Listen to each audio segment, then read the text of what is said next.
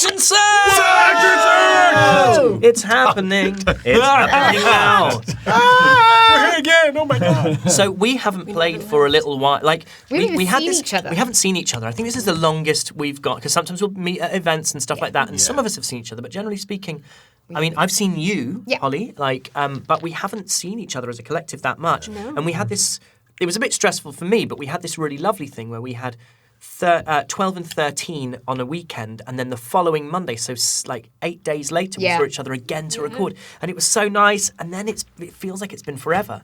And I think we should start, if I may, with a huge change for us that probably won't feel like a change at all for our viewers. It might not even make the edit that it happened, but we now have music playing in the room. Yeah. So I have a little soundboard here, for example, and I press a button. Do you want to play some throughout Action Search now? Should we just have I can just get music and I can control the volume and all this just stuff. have it And this was the first.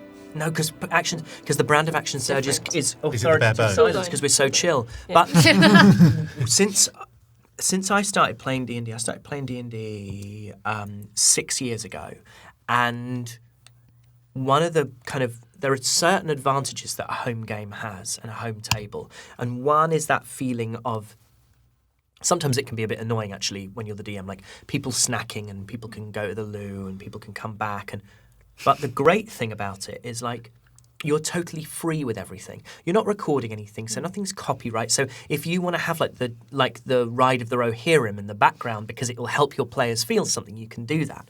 And something that I've really, really missed and have found so odd is playing without music. And then you listen back to it and you go, oh, actually, it doesn't carry that awkwardness or those feelings of dead air that you think it will. But suddenly, I feel like it changed the room.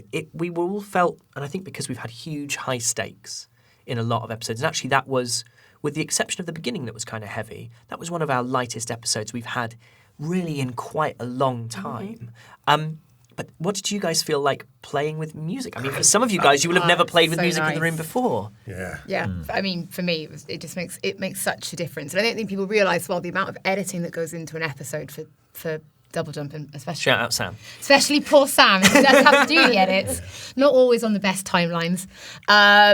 We're actually kind of almost live editing this episode. So they've incredible new systems. So essentially, because we're playing the music and they can add stuff in, it's almost like vision mixing. It just as live. It just feels nice when you're not sure what to say to someone or you're trying to have a moment and it's not silence. Yeah, you've got stuff happening in the background. Yeah. You have this and this giving a little bit of life to those moments when you're interacting with one another. Yeah, not sure and it was such a perfect moment when the vocals came in. Yes, there was a bit where, and it was when Elowen and Radian were talking about what he'd seen in his vision, and I think it was in fact that moment. It was this piece of music that kind of came on, which and is a piece of music that plays when we discover that the gods are dead.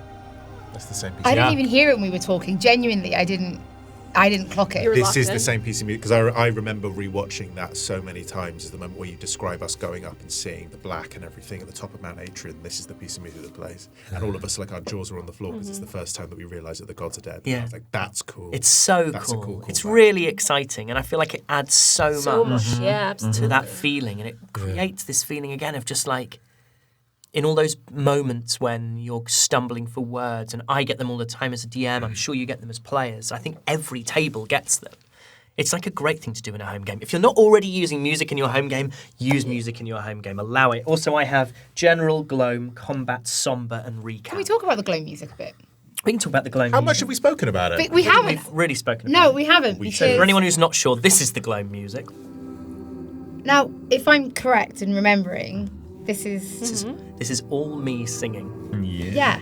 And we've never really, because we've never controlled the music. We don't know what it plays. We've never talked about an Action Surge, but now you can press a button. Yeah. Obviously Alex McCall did our theme music, but Harry wrote the Gloam. I wrote the Gloam theme. So I just had this idea that I wanted something sort of mournful and slightly dirgy, and also something that isn't. They're a complex group, the Gloam, and we'll learn more about their complexity, I'm sure. But they're not all wanton murderers. It's not a sort of horrendous occupying force. It has aspects of that, but so I wanted something that just felt a bit mournful and a bit sad. Well, I mean, our first interaction with them, before we actually even interacted with them, overhearing conversation, it was just like, just people having conversations and just kind of maybe talking about slightly kind of like darker or sinister things, but there was no great sort of like, here we are being evil. Yeah, in the there's no moustache twirling with the Gloam. There's actually much more with the web. Literally that first conversation is someone, like, it's the spectrum, because it's someone who is delighting in getting a chance to kill people, and someone who's a little bit more like, I'm just here to I think one of them said, the one who said, I'm just here, was like, look, I got no particular quarrel with Trusk. Like, she's as blind as we were. You know, there's still so much more of the world to discover. But this episode started, we've kind of run the gamut, really. We had quite a lot. We had a bit of exploration, we had some lore, we had some fight, we had a ton of silly social stuff, but we started in this kind of really quite serious place where we were still there with the docent of grace. And it was really fun, Doug, that you really led that. Sometimes as a DM, you feel like you're really leading the interaction. And they're the times that I kind of worry, because it's like, that's when it feels like exposition. But in the previous episode, we've heard the murk is thick, the briar will hold. And you, Doug, as Kel, decided to make the choice to say, I do not, do not know this story, kind of tell me the rest of the story. And she then sort of, which I hadn't planned at all, she sort of regurgitates from somewhere in this kind of collective mystical consciousness these things she's never heard before, which was the entirety of the conversation that you heard in the orbs, which is so weird and in a brilliant way has slightly thrown me. Like, I need to figure out how the hell that happened as well.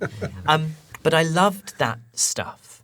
And then we got the Nat 20 for the ultimate spoon. God, the ultimate Spoon.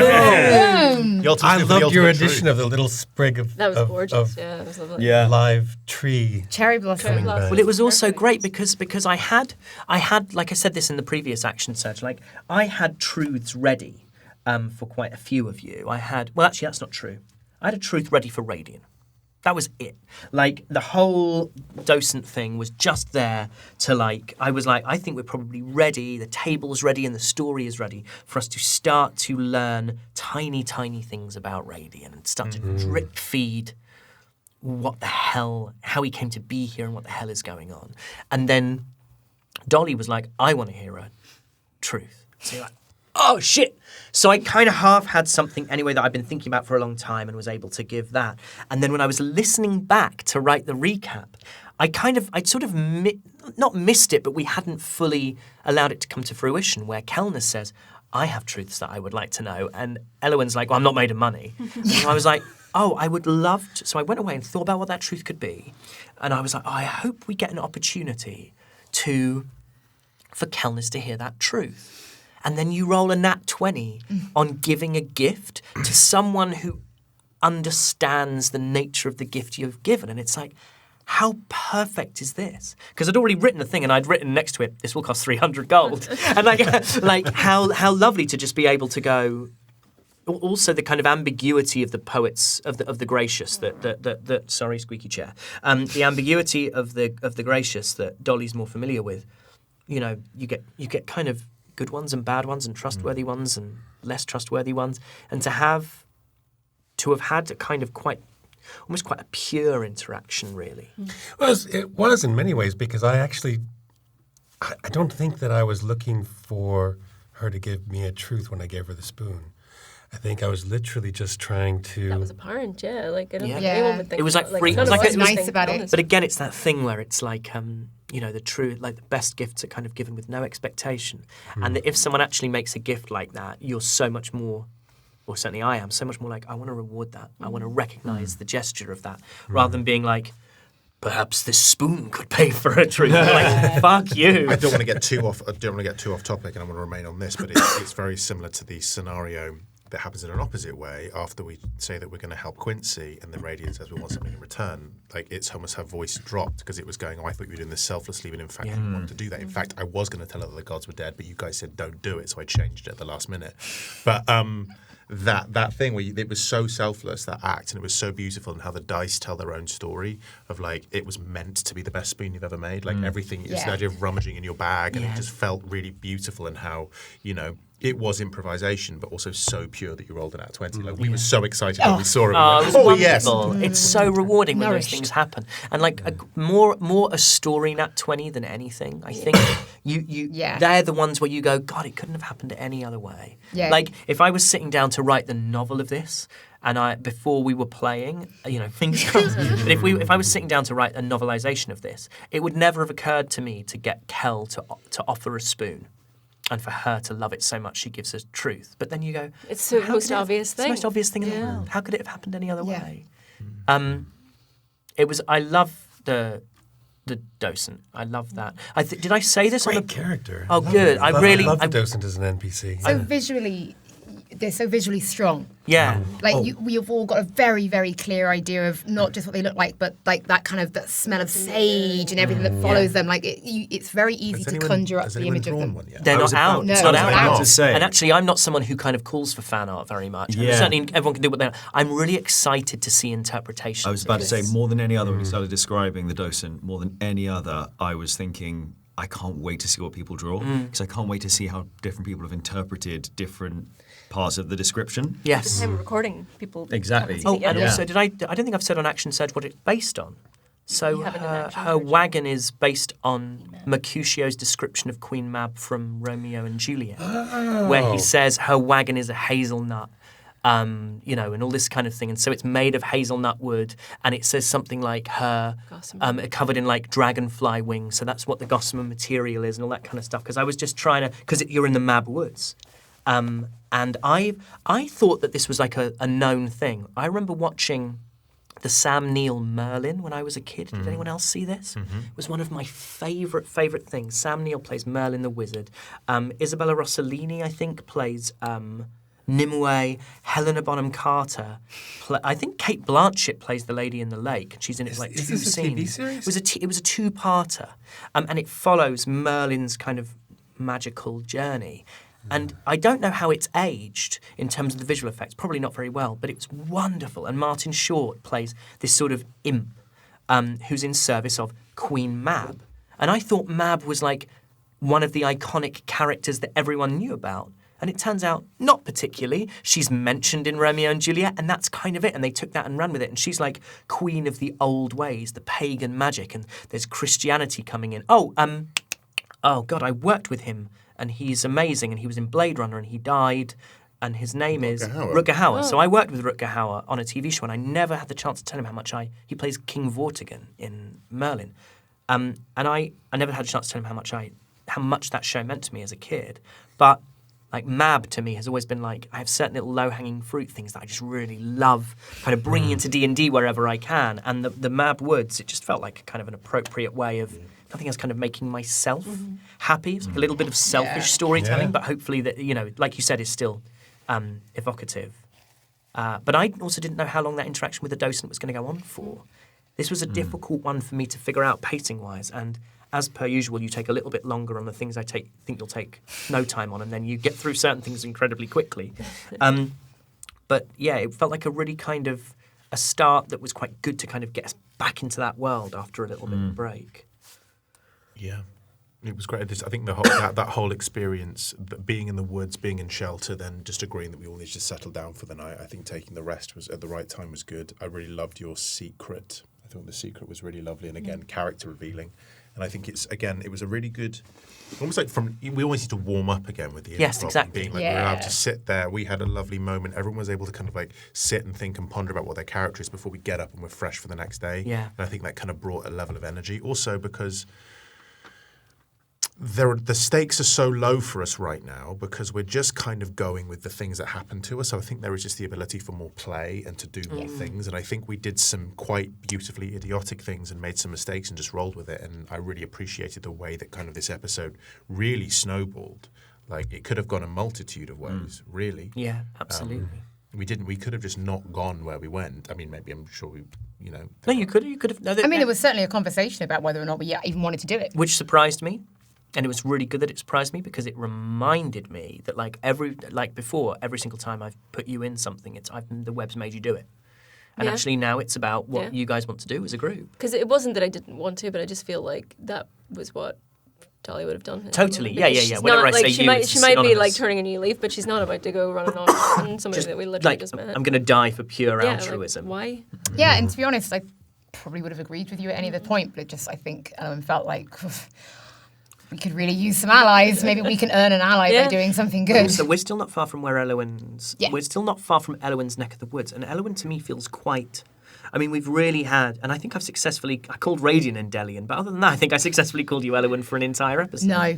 Ah! Sorry. So I just didn't say anything. I'm getting an awful lot better, though. Yes, you are. I only noticed it once. Oh, right. Well, in that case, I probably did it 3 or 4 times.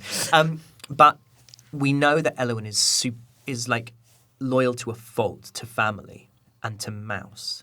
And I feel like she probably, there's like an epicenter of her loyalty, and geographically it gets weaker and weaker and weaker. Do you know what I mean? Agatha is one of those quite close, like Well, there's Yannick, where your sister-in-law is so from. this is on the stone's been thrown into the pond, and now there's ripples, and helping the gnomes, for me, it's like, well, Agatha is a gnome. Yeah. So it's still and we're still close to home. Yeah. So, okay, and then again, you're getting to Yannick, and then past that, it's a bit like, well, this is a place I haven't been back to, because why would I go back?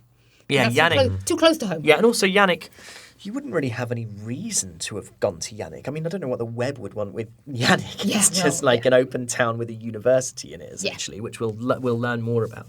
But there was, I thought, really beautiful role play. But it was very exciting for me that what I could have done with the truths is had all of you leave the room each time and treat those truths like the conversations that Elowen was having with Derwin or the conversations that Dolly had with the spinner and the spider prince. But I kind of didn't really think about it until it was happening.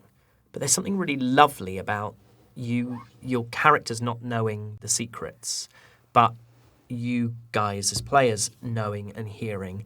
And I was surprised and delighted that Radian told Elowen. And I feel like you've gone from the closest thing in the party to enemies to the closest thing in the party to almost like a sibling thing. Like you two seem to be they're the ones who, if you said which one would do anything to save the other one, in my head I'm like, Elowen and Radian would do anything to save one another. And maybe I've got that wrong, but it feels like there's this really lovely love-hate thing. It's like having a brother with me again. Yes. Because I've sort of left the rest of them behind, but it's sort of Radian replaces that kind of. We're essentially going to pick on each other till the end of time. Yes. And do you think Radian would have told any of them if they'd asked, or was it it doesn't have to have been, particularly because it was Elowen. I think in the same way that he was pacing up and down in that room one time and went, "Is no one going to ask me what I'm thinking?" Yeah. And he was being very loudly silent. And sometimes at the beginning of sessions, just from a personal thing, it's like, I think Radian is quite an impulsive character, and it goes against a lot of my instincts as an improviser to want to be so selfish. So sometimes I just shut up because I think that if he comes in, it's quite a lot of energy. So at the beginning of a session, sometimes I'm not like, this is what I think. Yeah. So I was being very loudly, I'll wait until someone asks me how sad I am, and then and then just see if I can open up. But I really liked the way that you confronted me in that way, and it was just quite neat. And I think there is this story of the idea of me essentially trying to hypnotic gaze you, which probably wouldn't have worked, to do this thing. It's all very silly and also very honest. And I think his Elowen's family, the Granweird family, are the first family that he's felt have been like a family. Because as we will learn more about his relationship with his family, it's not great. And so this idea of familial love and being shown that sense of kindness is we're kind of adopted related, even though he's had that weird hug with your mum, it's a bit that is a very meaningful moment for him. And so he almost feels like he owes it to the family to protect and support. It's a little bit as well, I think. I mean, maybe you'll say I'm wrong on this, so I don't want to lead you. If I'm observing it, I feel like if you said to Radian, and it was the end of the adventure, and everyone was saved, and everything went fine, where does he make his home? It's probably Mouse, Yeah, for a right? bit. He probably like if he's going to gravitate towards anywhere, but in his retirement, in his dotage, of the places we've been, it's probably Mouse. It'd probably be like, is anyone going to come with me? And you'd be like, yeah, you know what, actually, and then the two of us will probably say goodbye and head off. It's a to Legolas Mouse. Gimli. It's Legolas Gimli. We've done it, guys. I did love it, since you brought that up, I did love that Quincy, was it Quincy? Yeah, Quincy's the gnome. Yeah, and you all I remember is that you said, we are part of this world, and I just wanted to say... We're part of this we're part of this world, Frodo! It is 100% a quote. It was 100% one from Merry. You said something, Aoife, which was directly lifted from something. Yes, I did. And I couldn't remember what it was. The but opportune moment. yeah, wait for the opportune moment, which is as from soon as I said Pirates it, of I the was like, Caribbean. And I was like, oh. And I'm because there's some, like, there are a few things, I think I nearly said you're part of this world. I said you're part of, because you were part of this world, which is what Merry says to the Ents. Yeah. And then Right. it's very nearly, because there is some good in this world, Mr. Frodo, and it's worth fighting for, which Sam says to Frodo. And you kind of want to like tip your hat a little bit to all your influences without wearing them too firmly on your sleeve. Yeah. Like, I'm sure, I haven't done anything consciously, but I'm sure you could kind of transpose some of the situations I've put you in into what have I drawn from Tolkien in order to create this moment. But yeah, and then we won't dwell for too long. Please. We won't dwell for too long on Soupgate, but we did have Eye going up in his hammock and picking a spot which Benny couldn't really see Nothing anything. could be seen. Yeah. He just wanted to be a very tall boy. I thought, I was like, this makes sense. I'm usually small. Let me be tall so I can see things. In a forest? In the worst possible ways. No, it was a lot of fun, and I really enjoyed it. And then Dolly's inability to perceive someone who's it was literally great. already Yeah. arrived at the camp. Shit rolls today, man. We did have some great rolls. Oh, well, they actually know it's the charm. No. The charm person suggestion were good though. Oh, yeah. Yeah, and But they it was. weren't you. You almost had it. The first half was quite bad, and then actually the second half you rolled really well. Yeah, we No, I swapped. didn't. A lot of Yes! advantages. Yeah, you Yeah, did you- really, didn't you? Yeah, I was getting Yeah. great rolls in the beginning, and then I wasn't getting such. And then great your shillelagh rolls. got caught in a chandelier. What did you think was coming towards you? I mean, what did you like? There's a level of metagaming which naturally happens. Like when I say, "Oh, there's something stumbling through the forest towards you." Could be anything. Yeah, and I think there are moments where you're like, "Oh, this will be." This will be a big baddie, and sometimes you're like, "This could be an animal." Yeah. Yeah. What did you? I mean, To be what honest, think I you were kind of into? thought, I've forgotten the name actually. I thought, having just had this truth from the docent, From Amira. yes, I thought that it could have been. I was trying to think like Calnus, of course, and I was thinking, God, wouldn't that just make perfect, like, astronomical sense if that's who was stumbling through the trees? Who she told towards you us? about? Yeah, If Yilda was. yeah. So yeah, if there was a split second there where I thought, oh, fuck, maybe this is... Yeah. I mean, it's the biggest nod to your backstory. You were the first, I think, Doug, to allow your character to reveal anything. You said that the web killed your family. I think in like session 3, I think it was Really? end of the landslide, I think it was. Was it like the Or first time we maybe, rested? maybe beginning of 4. It was really might have been the early. beginning of Ep 4, because I think 1 was going up, think it was earlier 2 than was that. exploring, 3 was the landslide, and then I thought the Two's the landslide, no? No, No, 3's the 3. landslide. And 3 ended with the bear going past. That was the end of the Yeah. episode, I think. So I think it was the beginning of 4. Yeah. It was when Morgan smashed, like banged the flames of Ignis out of his armour. But other than that, I think... Never mind. No, go on. No. Landslide like, was definitely 2. Yeah. Was it? I think. We only know Look, because I'm we're doing all behind 3 me. was the fight with Jasmine. 4 was the fight with Jasmine. No, Yeah, it because we wasn't. go. Oh, No, it yeah. wasn't. 4 was the fight with the Gloam. Wait, we go up. 4 was the festival. And then the next one we go there and we find it all out and then we run. Oh, Because end of 2 was the landslide. End of 2 was the landslide. Yeah. You are correct. I do apologise. Because we thought there's no way you could do more stuff. And then you had a did more landslide. stuff. Yeah. I've already just written the behind the DM screen for it. I know, it all blurs into one after a while.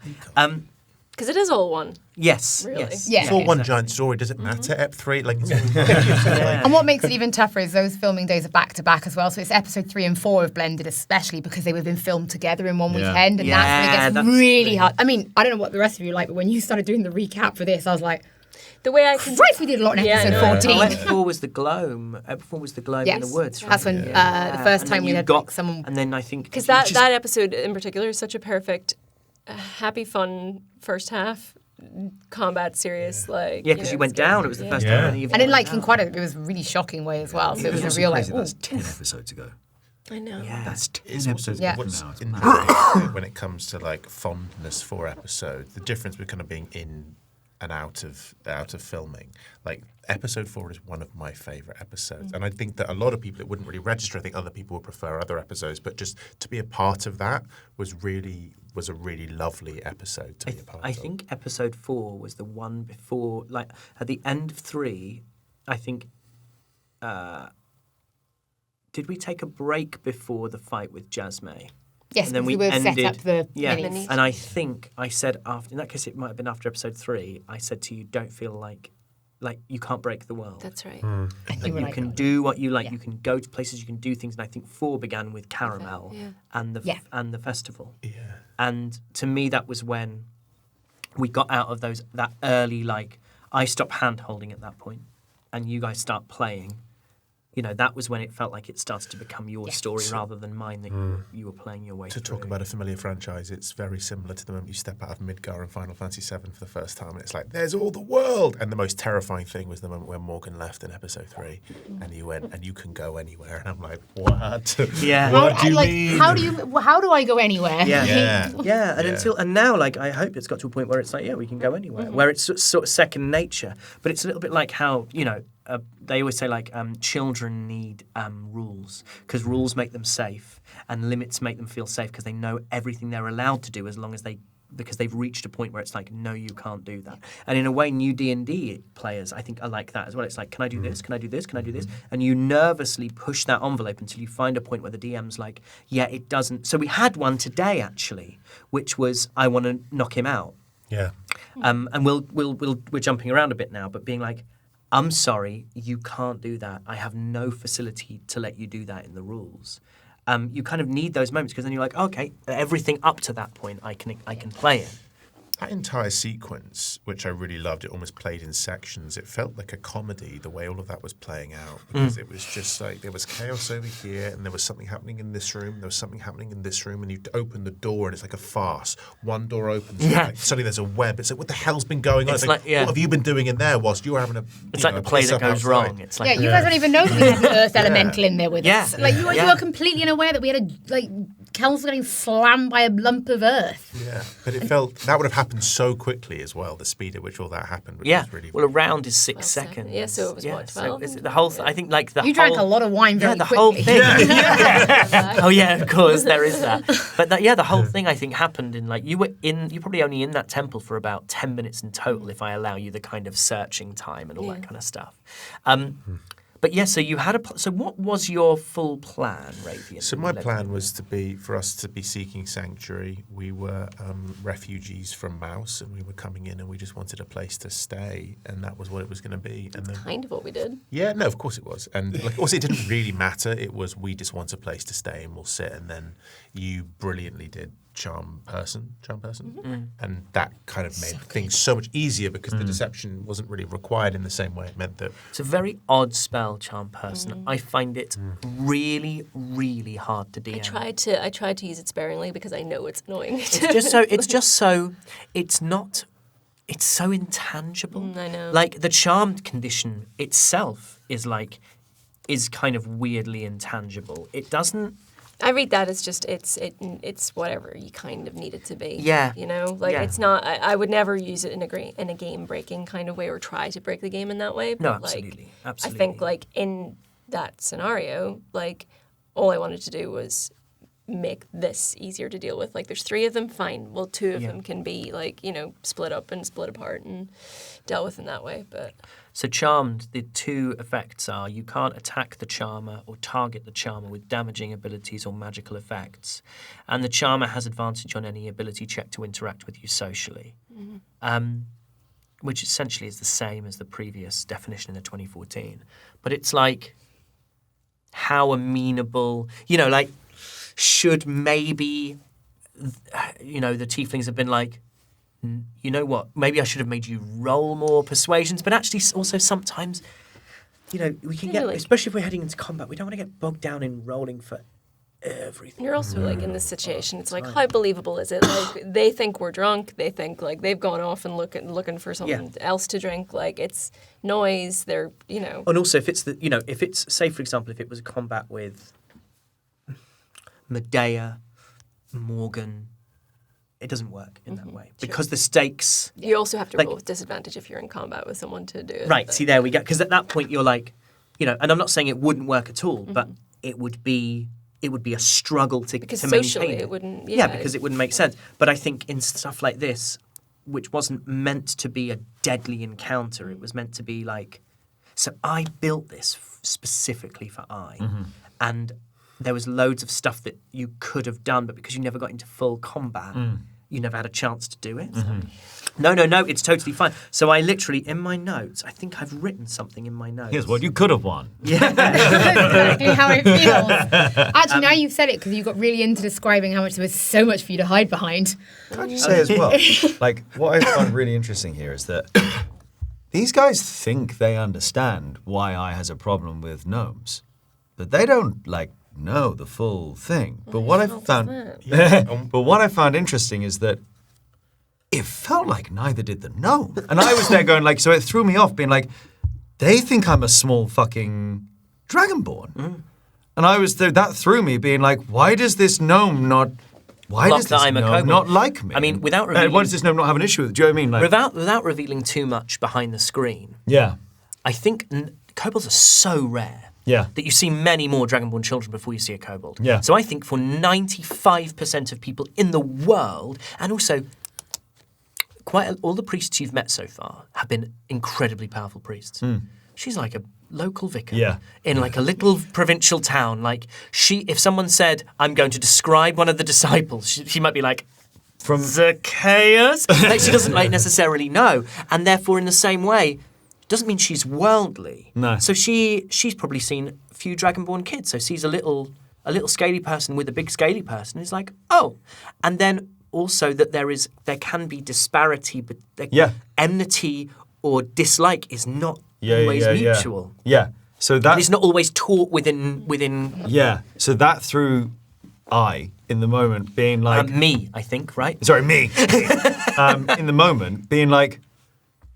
Why? First of all, why do you not know what I am? Second of all, why are you not mad? Yeah. And third of all, I'm there going, this is a fucking trick or a trap. Do you know what I mean? Yeah. So it's a little thing. So, but it's nice to have him. It's not, it's like character development has to happen quick, but character development doesn't happen instantly. Yeah. Like she is just a nice person. Yeah. She's just a good person who means well, and so she's like, oh well, I don't really know why you got a problem with me, but you're going to help me, so I'll return the favour, and if you've got a problem with me, hopefully you won't, and I can teach you something about how we're not all, whatever's happened to you is not a reflection not about me. Yeah. There's an interesting thing that happens when you get to like, we're now sort of low mid-level play. So kind of early play is everything up to 5, then sort of low mid-level is like 6 to 8, and we get to like proper mid-level, 9, 10, 11, 12, and then we get to sort of high mid and then high level in my head at least. And it's that thing where everything you're fighting now would have killed you 3 levels ago. Mm-hmm.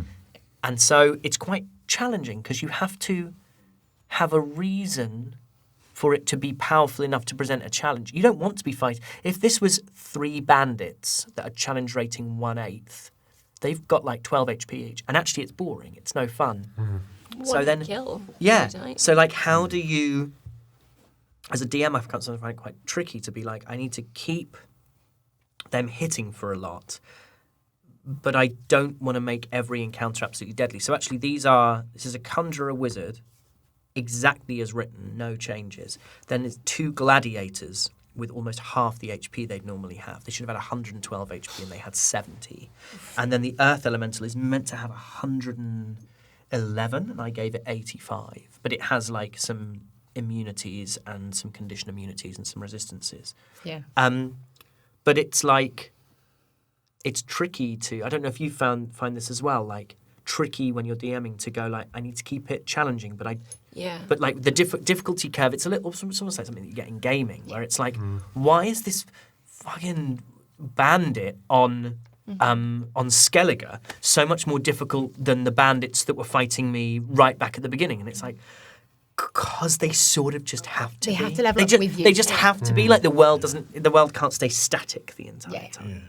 Yeah. But I thought that was going to go very differently to how it went. How did you think it was going to go? Well, I didn't think you were going to go in there and try and charm them. I thought you were going to sneak. And in we my went head, through the front door. the reason there were those steps in the atrium, and I completely forgot to describe them, so why would you have gone up them? But the steps in the atrium, the reason that I think I said like it looks like there's a crack in one of the windows or something, was I was like, I want to make something for I, so that I can get in there, sneak around. There's levers everywhere. So the lever was for the trap door. There was another up there was a banner, like a big flag attached to a heavy crossbeam, secured by 2 ropes that you could have cut, and then like that could have dropped. The Ristrin thing, the tieflings hadn't seen the Ristrin thing, so it would have massively freaked them out if you'd like pressed. Oh, you'd have to have got into. I moved the button for the trapdoor. I moved the button. It became in the trapdoor. Originally, it was going to be somewhere that you weren't looking, and I was like, you know what? This is such a fun little thing. This is a thing you can do as a DM. It didn't really matter. It didn't affect the story, and I wanted you to see that little thing because I thought it was a cool indication of what gnomes can do. Yeah. And it was just I was trying to create a really dynamic, mezzanine floor, different places you can go, so that specifically I could get to do a load of fun shit. And then the reason Ossian was behind the little wall at the back was I was going to have him summon the Earth Elemental, and then he can do this thing called Benign Transportation. And it's just 30 feet of ping, ping, ping, ping, ping, ping, pinging around. And he was just going to try and stay up. So essentially it would have been like I trying to, like the 2 fast-moving ones trying to fight each other, this great big Earth Elemental taking a load of damage and tanking a load of damage, because I didn't know whether you'd know that if the summoner died, the elemental died. And instead, we just put him in a small room. Did you just put him in a small room and fucked him up? I think bullied him, essentially. That happened because I think we spent a lot of time in the previous episode before planning, and I was like, fuck that. Like the way that you describe those people, where there's like a couple of them, and I'm like, what are we going to do? Let's go in. What's the worst that can happen? They attack us. I'm like, I've got a couple of spells that can screw some people over. I'm like, let's just. If all goes tits up, I kind of backed myself in a bit of a fight, and I don't mind going down, and I know these guys are going to back me up. So I was like, well, let's just go in and do it, because I felt like there was a level of momentum, and I'm like, let's just walk in. It's at night time. We can have a fun excuse. It might have an opportunity for role play. I think we've done previously in my mind. We've done some sneaky planny stuff. I'm like, let's just kick the doors in. And we did, and it went out the way that it did. Yeah. And I thought we were going to be more sneaky, and then you come in pissed, which I loved. Yeah. Which was like, this is not what I expected, and I really appreciate it. Because I still think there's a level of development with us. It's like we're a cohesive group, but we're not like... Symbiotic at all. And it's like we've all got to kind of roll with it. And I was like, this is amazing. Yeah. Drunk Dragonborn, let's go. What was really fun as well is like, what you wanted to do didn't work. Yeah. In the conventional sense, but the combination of charm and suggestion and the fact that you were in a different room and were like, I want to try and get them out the way, meant that it worked. Like you didn't knock out Ossian and the elemental was never summoned, but you did essentially solo the wizard. You all just went after the wizard, and therefore I could have. He never got a turn. So, like, I could have... I think he died before his initiative, right? Because he could have teleported, and he didn't have a chance to. And sometimes as a DM, you're like, wouldn't it be interesting if I'd brought the elemental into the main spec? Fuck that. Like, you figured out a way to beat the system. It was a weird way of doing it, but it was it was Where we had incredibly anything. effective, and that's a lot of fun. But then And also, turning around not being able to leave. Yeah. Yeah. You've essentially been Yeah. trapped in the room by Radiant. Well, because also I was a bit worried You were for prone, Radiant you at could one have- point could have been messed because he would have killed you. Yeah. I was hoping you 100% were would have going to use killed your you. turn Yeah, to but I burn just the like web. I thought about that, yeah. I kind of don't care. No. and I really, I just think just have some flavour. It's Totally. like ultimately this is a show. Like I do care about Radiant, but like I'm just going to throw him into drama and see what happens. Yeah. And actually, for a bit of flavour, I'm not going to get him up. He would do that. He would do the thing with the hands. Yeah. Well, you could have Misty stepped away to the mezzanine. I could have done. I could have like there are other things Loads that of stuff. law Loads reasons of as to stuff. how I Yeah. could have gotten away. Yeah. And there are other things that we've discussed that I could have done, but I was like, no, it's cool. He's on the floor. There's a whole thematic thing with the hypnotic gaze. Let's just see if it works. If Yeah. it comes off, it looks cool. And it did. It's working again. As your DC gets higher as well, it's only going to get more effective. It's this stuff that makes it interesting, not just as a show, but as a player, because where's the fun in, for example, I saw someone being like, oh, that's a massive nerf for the boots of speed, right? Yeah. And I was like, but I don't want what they are to begin with. Yeah. Because They're too if I can powerful. just do that all the time as a player, I'm like, oh, well, that's not as fun. Whereas if I'm like, who the fuck knows? I could get a 9 like I got today. That's plenty of time. Or I could get a 1. Yeah. That sense like means that I could formulate a plan in my head, which doesn't make any sense Yeah. because it's like, well, I can't move the speed I need to now. Yeah. Do you know what I mean? It's like Totally. it makes it way more interesting in the moment to throw yourself into tricky situations. It's more dynamic. Yeah. Like every combat that you're in is going to have an extra level of interest because it's like, how long does I get with his fancy boots? Yeah. I don't think. I mean, I think maybe this is to each their own. You know, some people play Dungeons and Dragons to win. There's no wrong way of doing yeah. it. As long as you're not trying to compete with your DM or your fellow players, as far as I'm concerned, there is no wrong way of playing. When it comes to action economy, I'm like, yeah, there are things that I could do better. And it's like sometimes you've got to judge up, being like, okay, so what would happen in this exact moment, and what do I think the character would do, and what brings a bit of flavour to the moment, as opposed to actually going, well, how can I maximise my action? Yeah. And I'm like, yeah, I could get up. I was just worried that I'd have to get up, and that would be my entire action as well. But I was like, no, just do it on the floor. You know, it's funny as well. It's that dichotomy between knowing that this is a show and there's a certain amount of providing entertainment Yes. that we're all doing, and wanting to play the game truthfully. If I was playing this as a homebrew, I would probably have been a lot more cautious. And I actually told myself, I was talking with my wife, I can't remember, 3 weeks ago, and I had just watched 13, and I was like, yeah, I didn't like myself in that episode. And she said, well, why? I said, well, because I wasn't bold enough. And I played exactly probably how I would have played in a homebrew. Yeah. And I forgot to a certain extent that that's not what this is. Totally. And it's finding that balance. And so for this episode, I wanted to do it in the last one as well, but You went for it, which is circumstances great. didn't happen. But this one, I really came in kind of going, I don't want to play safe. No. And I want to make choices that are going to, Move the needle. yeah. Yeah, that imperfectly move the story forward. Yes. You know, there's a. I think I said this in the behind the DM screen, but I remember the first time I ever played D&D. My friend's cousin, one of the players, he had a cousin who was a DM, and so I was like given his number, and I was like, oh, can I just ask you a few things? And he kind of helped explain a few things to me, and then at the end of the session, I sent him a message being like, how do you make your players do stuff? Because there was a corridor, and there was like nowhere else to go but walk down the corridor, and it took them 20 minutes to decide whether or not they walked down the corridor. And his response was like, 20 minutes is pretty good. And actually in a home game, like, it is. In a home game, when time is of no import and when there is no one absorbing it or taking entertainment from it, fine. If you want to take 20 minutes, it's a bit boring for a DM, but you are not in service of the DM. Like, if you want to plan and plan and plan to the nth degree, do it.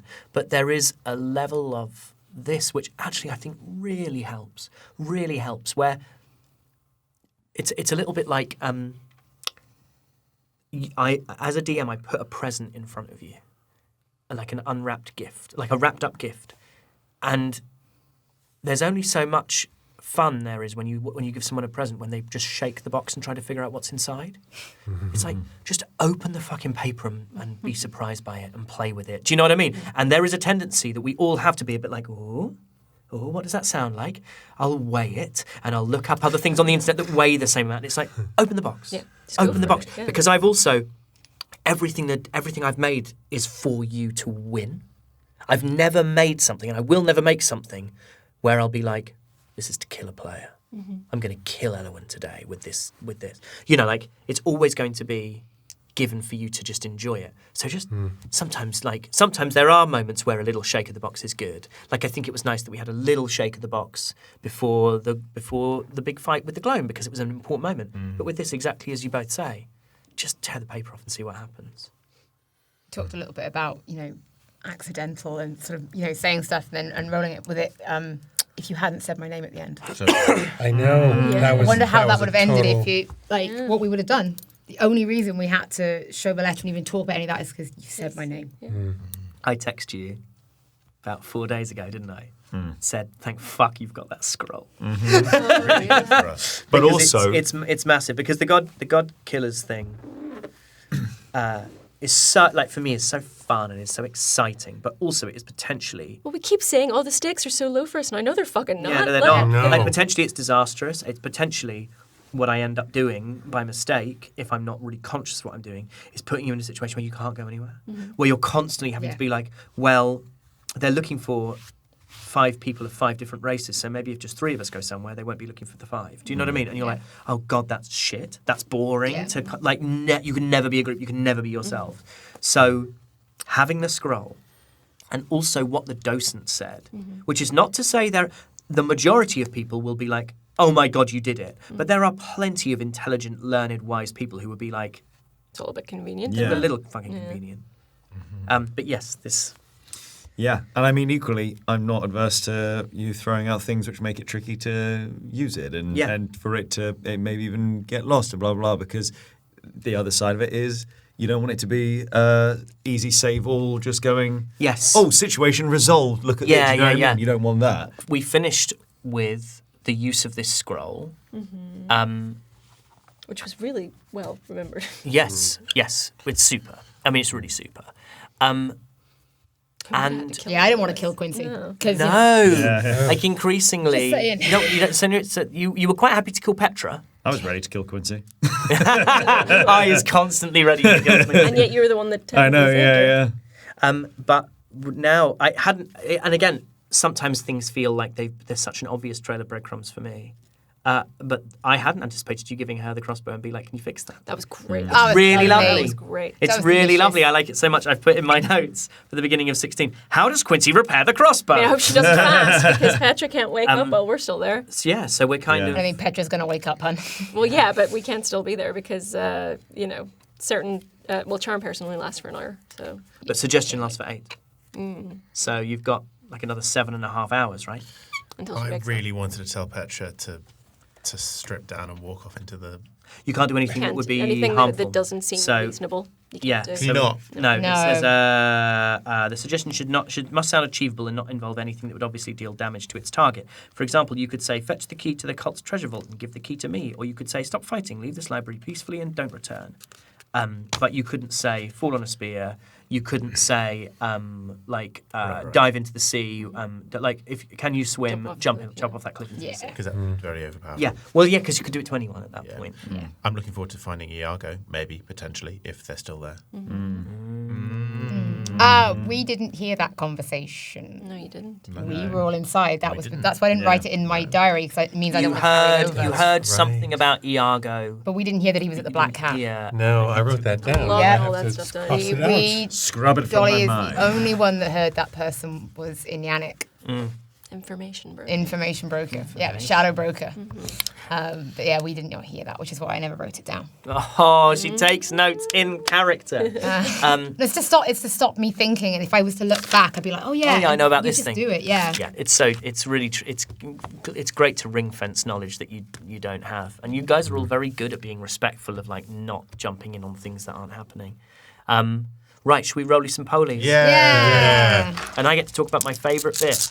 And my favourite bit was we've talked about it already, but it was when Elwyn and Radiant are chatting, and they have this moment, and the music swells, and I saw Alex and Aoife look at each other and smile, and I start smiling. Like, you can go back and watch it, of us all being like, we're playing with music, and actually this is really cool. It's also very interesting when you find non-combat solution to what I think is just a straight-up hack-and-slash combat, use your new moves. I'm also thrilled for Kel that Barkskin is now monstrously overpowered. Oh, man. And that it's a bonus action. Yeah, I gave you this damn chain shirt from Kylen. There's absolutely no bloody point. But still a point. it means even if you run out of spells, you can't be hit for less than you can't be hit by anything less than a 15, which is pretty good. Yeah. Right. Benjamin. At the beginning Star. of this, I said I'm going to have yeah? the biggest You score. did. Yeah. So I'm going to wait until the end. Okay. Oh. Okay. Frontier gibberish. He can't add up. Go on, Alex Jordan. 96. 96 is not bad. Respectable. I feel like we treat 100 as like a decent Yeah. Yeah. Yeah. That's when you start to go. 100 you're is quite hard Yeah, still. solid. It's not like... But like, that's good when- number. Yeah. Good number. Yeah. Because what's the highest you can roll? 100. Oh, we did figure it out. It's like 130. Yeah. It's more than that because it's 100 plus Plus 20 is 120 But 140 plus 8, 12, say? 10, 8, 6. It's a lot. I'm going to go ahead and make a I think it's claim here. 150, 160. I'm going to go ahead and make a claim here. Holly also got 96. I did. Yeah. How did you know? Because you literally went, when I said 96. No! 296s, twinsies. And we got the same colour and like it's all up in here. It's extraordinary. Both wearing wine, both Yeah. having a lovely time. Oh, you made me improvise a limerick. That was my worst bit. Aoife. That was amazing. I'll tell you That what's was great, even more yeah. extraordinary. I got a 97. I mean, I think in darts they call that grouping, right? Yeah. Where everything's Yeah, done. yeah, yeah. Actually, you just Robin Hooded, Come on, which Dad. is well Come done. on, So Dad. this is Come on, where Dad. I think Ben, you I- came in with a shot here. I got a 66. Ben, he said it, he claimed it. Listen, you saw I said it. at the beginning that tonight I was going to have. He's biffed it. He's whipped Yeah. I Come on. said today I was going to have the biggest. Tammy's got and 95. I absolutely did, and I got an 82.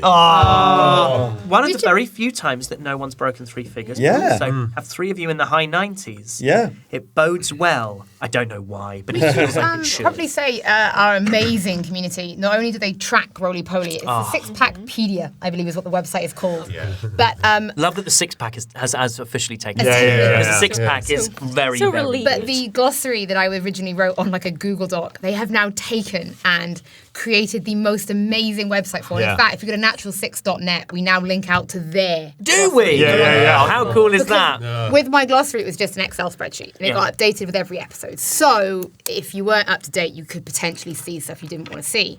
But now, as soon as you link into it, you've got to select what episode you're on, and all of the entries will only show up to the episode you're at. And marvellous. if, for example, if you were to go to Elwyn now, it will have a spoiler section on it, and you'll have to click to reveal that Elwyn is actually the alien. You know, I've discovered the alien. we know. Oh shit! She's an alien. Oh, Alias, and I was like, that's not her alias. Indelian is the alias. But yes. I've only discovered redacted spoiler things as a thing since we got spoiler chat. Yes, on, two parallel lines. I bloody love it. Yeah. Very Great. cool. I have a question Some for great you theories. with the limerick moment.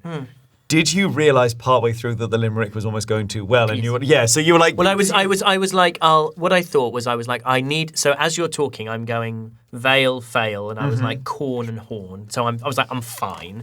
And then and then it was quite fluid. So I decided it's got to be, that her great tragedy was that she would have been a good poet. Yeah. If she'd only had the confidence to stick the land. yeah, nice.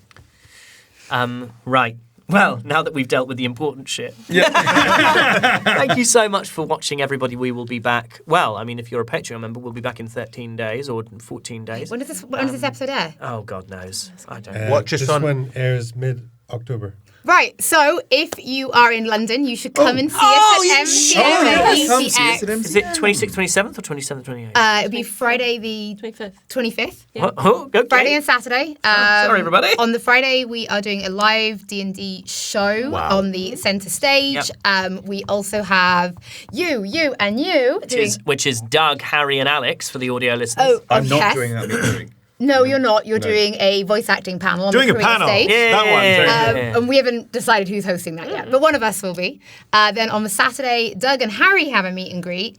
Then we have a Natural Six serving cantrip panel, which we're doing live. We're very excited. Where we'll be talking about starting D&D together, and then we'll be having our first meet and greet, which actually for a meet and greet is totally free. You can come and get a signed poster, and we're having artwork made specifically for this. Totally free. My personal meet and greet.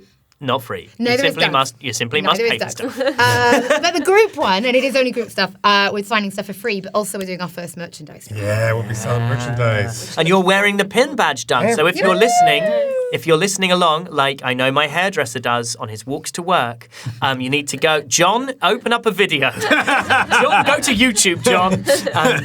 Great. I think we'll actually love this. That's going to be great. So do come see us. Come check us out at UGXMCM. But until then, what do I say at the end of Action Search? I never remember what I say at the end of Action Search. Come back, please. Come back, please. Come back, please. D&D,